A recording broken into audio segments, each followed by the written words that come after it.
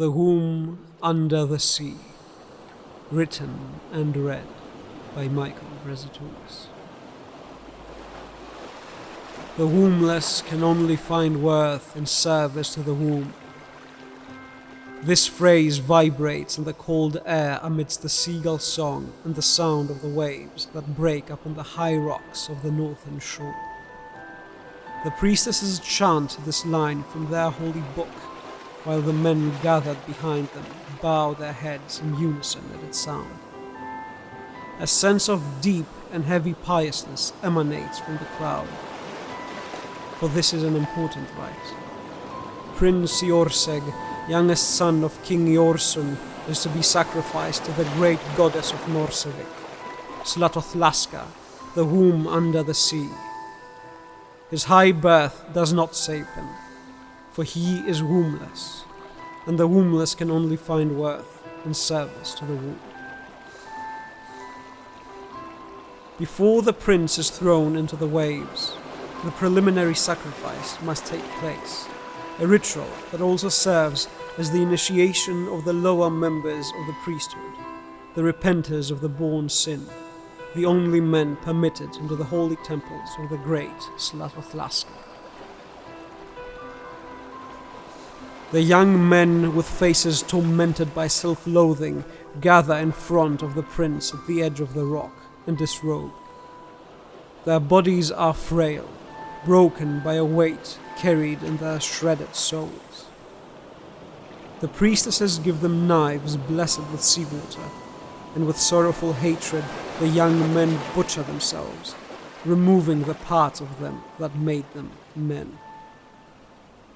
Then they throw their bloody parts into the sea and fall kneeling to the cold ground that is being painted with their blood as they chant. Accept our offering, O great Slatothlaska. Accept our offering, great womb under the sea, and grant us wombs. Oh, grant us wombs as you did for our prophet. The prince's time has come. He is dragged to the edge of the rock by the royal guard, men who a few days ago would have given their lives for his. But the priestesses command it. The womb commands it. There is no higher authority. In utter terror, the boy cries out for his father, begging for salvation that he knows shall never come. And pious King Yorsun only scolds his son for not bravely and proudly accepting the great honor of service to the womb. For only in service to the womb can the wombless find worth, be he king or commoner. Such were the teachings pious King Yorsun received from the priestesses, as did his forefathers before him. The young prince is thrown into the sea. He desperately tries to stay afloat, but the heavy stone tied to his bound hands and feet drags him to the depths, and his mouth is soon filled with a taste of salt and cold. He struggles. His body performs a tragic dance of horrid spasms. His long hair moves slowly in the water with unfitting freedom, as if it were barley touched gently by an afternoon breeze. As he sinks deeper and the watery vista becomes darker, he surrenders to his fate, more out of exhaustion than acceptance. Now he's calm.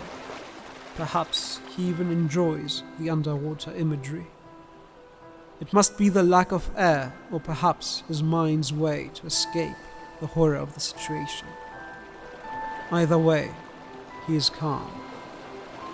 In this tranquility, he is not even terrified by the tentacled mass of otherworldly flesh that lies beneath him.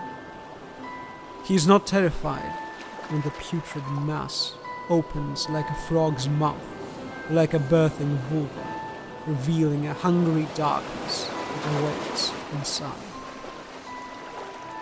He sinks into the gaping abyss.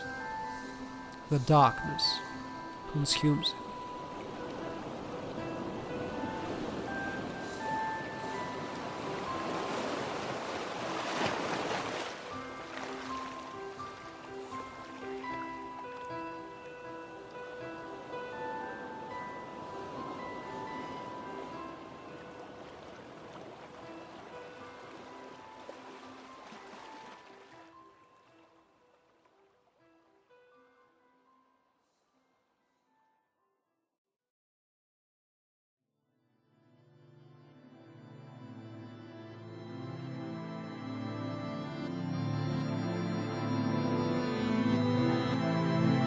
Yes.